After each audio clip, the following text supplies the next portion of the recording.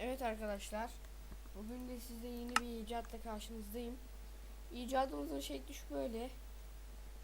Burada ateşi yak, ateş söndür yazmışım.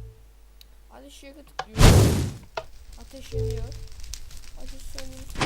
Ateş yanıyor. Şimdi devreyi gösterelim. Böyle koyalım.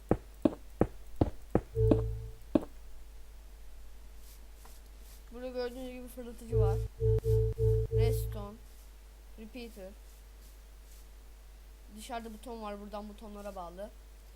Buradan düğmeye bastığım zaman ateş söndür düğmesi, ateş yak düğmesine bastığım zaman buradan sinyal gelip buna ve buna içlerinde ateş topu var. Bunlar yanmasını sağlıyor işte. Sonra ateş söndüre tıklayınca da buradan geliyor. Bunların sayesinde de sönüyor ateş. Devre bu kadar arkadaşlar. Bir dahaki videoda görüşmek üzere.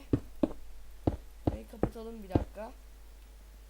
Bir dahaki videoda istenilen şeyleri de yapabilirim. Yorum atabilirseniz iyi olur. Görüşmek üzere.